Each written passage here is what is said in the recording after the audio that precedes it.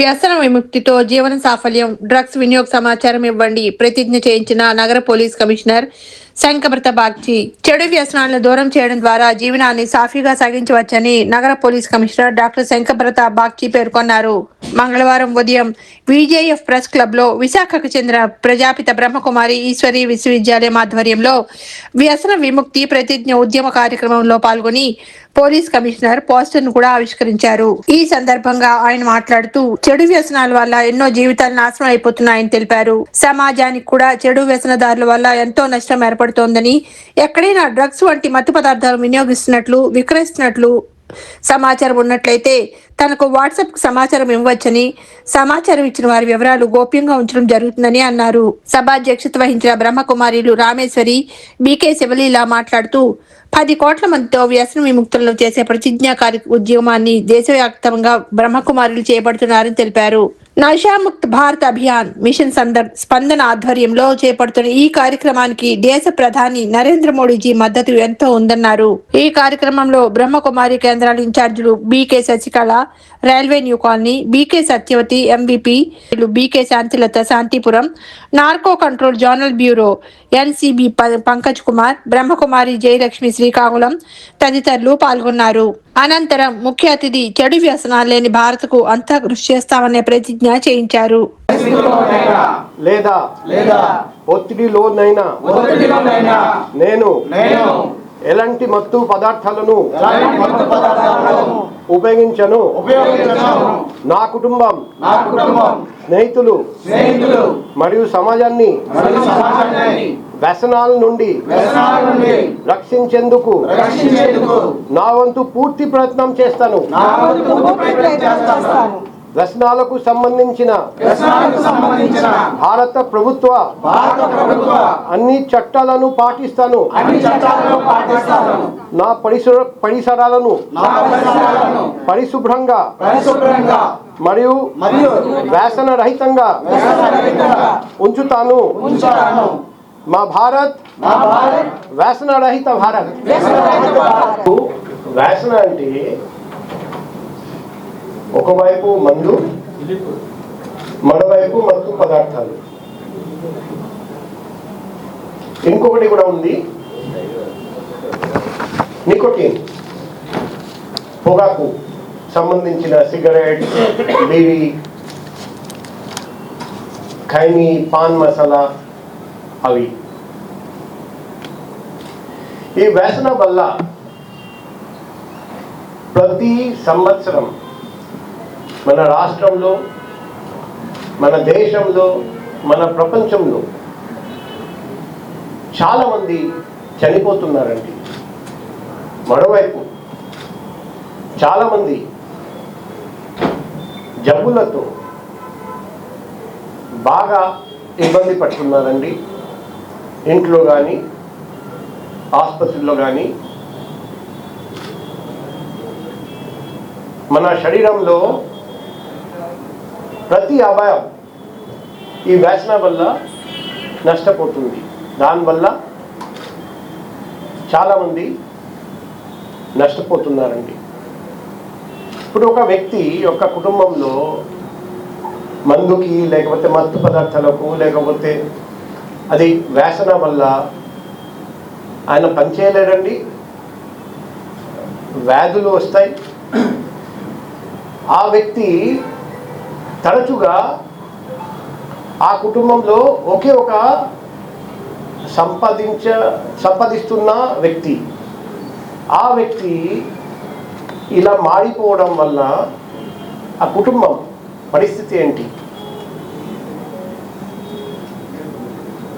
మన జిల్లాలో విశాఖపట్నం జిల్లాలో ప్రజలు, ప్రభుత్వం ఇద్దరు కలిసి అత్యంత కృషి చేస్తే ఈ మహమ్మారి వ్యాధిని మనం, మహమ్మారి రోగాన్ని బయటకు పంపించేసి వారిలో కూడా వాళ్ళు ఉదయం రాత్రి వాళ్ళు నీళ్ళు ఎందుకంటే వాళ్ళకి చల్లని ప్రదేశాలు కాబట్టి బీరు, వైన్ రోజు నీళ్ళలా తాగుతారు. వాళ్ళు నీళ్లు తాగరు, మాంసమే తింటారు. వాళ్ళకి వెజిటేరియన్స్ కాదు వాళ్ళు. ఎందుకంటే వాళ్ళు బాడీ టెంపరేచర్ పెంచుకోవడం కోసం వాళ్ళు వైన్స్ అవి తీసుకుంటూ ఉంటారు. మరి వాళ్ళు అలాగా మనలాగా తప్పదాగా మురికాల దగ్గర ఇసుక దెబ్బ మీద పడుతూ భారతదేశం ఆధ్యాత్మిక శక్తి కేంద్రం. ఈరోజు సమస్యలకి, ఆర్థిక ఇబ్బందులకి, ఒత్తిళ్ళకి, ఇంట్లో ఉండేటువంటి కలహక్లేశాలకి, ఒత్తిళ్ళకి అలవాటు పడిపోయి ఇదే సొల్యూషన్ అనుకుంటున్నారు. బారికి వెళ్ళిపోయి మత్తు పానీయాలు సేవించడం, మత్తు పదార్థాలు తినడం, డ్రగ్స్. ఉస్మానియా యూనివర్సిటీ అక్కడ పార్క్లో నేను చూస్తూ ఉంటాను, ఎంతమంది పిల్లలు ఇంజెక్ట్ చేసుకుంటూ ఉంటారు. ఈరోజు అక్కడే కాదు, ఇక్కడ కూడా ఉన్నాయి. ఈ కాలేజీలో కూడా పేరు తీసుకోకూడదు, మన విశాఖపట్నంలో కూడా ఉన్నాయి. డ్రగ్స్ ఎక్కువగా తీసుకుంటున్నారు కాలేజ్ స్టూడెంట్స్ అని, యూనివర్సిటీ స్టూడెంట్స్ కూడా ఉంటారు. మన భావి తరాన్ని ఆరోగ్యకరమైనటువంటి సమాజం తయారు చేయాలంటే ఈ పదార్థాలతో మనం జర్నీ చేయాలా, లేకపోతే పదార్థాన్ని వీటన్ని సమూలంగా నిర్మించి ప్రపంచానికి భారతదేశం ఒక ఆరోగ్యకరమైనటువంటి సమాజ దేశంగా దీన్ని చూపించాలి అంటే మరి మీడియా వారి యొక్క పాత్ర కూడా చాలా ఉంది. మీడియా వారికి కూడా తెలియజేసేది ఏమంటే, ఈ బ్రహ్మకుమారీస్ అనేటువంటి మేము చేస్తున్నటువంటి ఈ కార్యక్రమాల కృషిని ప్రభుత్వం కృషి చేస్తుంది కానీ ప్రభుత్వం మాట ఎవరు పట్టించుకోవడం లేదు. భారతదేశానికి వస్తున్న పెనుముప్పుని ఆలోచించి జాతి నిర్వీర్యం అయిపోతుంది. ఈరోజు మన యువత నిర్వీర్యం అయిపోతుంది. మత్తు పానీయాల సేవనంలో పడి ఉంటున్నారు వాళ్ళు. భారతదేశం యొక్క భవిష్యత్తు గురించి ఆలోచించే వాళ్ళు ఎవరు లేరు.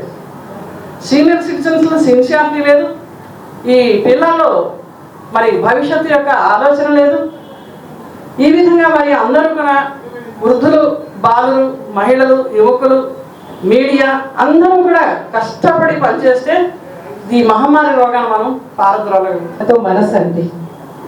సో ఆ మనసు ఆ ఒక్కసారే కదా అనో, లేకపోతే ఒత్తిడి వల్లనో, లేకపోతే ఎవరి యొక్క మానసిక ఒత్తిడియో, లేకపోతే ఇతరుల యొక్క బలవంతం చేయడంతోనో, ఏదో ఒక కారణం చేత ఒక్కసారి ఒక వ్యసనానికి అలవాటు పడ్డారంటే ఒక్కసారి అన్న ఆ ఒక్క మాటతోనే మొత్తం జీవితం ఉన్న ఒకే ఒక్క జీవితం, వారితో పాటు అనేకుల జీవితాలు కూడా చాలా నష్టపోతారు.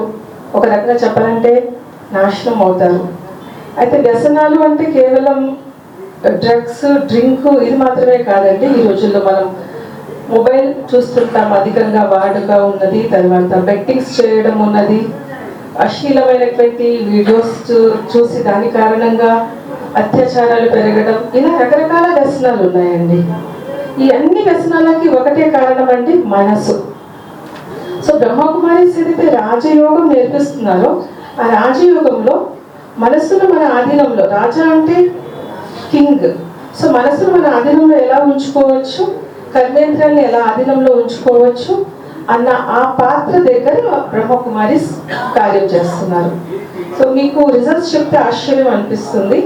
ఎవరైతే ఈ రాజయోగం నేర్చుకున్నారో 1 నెల పాటు మాత్రమే రాజయోగం నేర్చుకుని ఈ వ్యసనాల నుంచి ముక్తైన వాళ్ళ సంఖ్య 65% ఉందండి, సైంటిఫికల్గా ఉంది.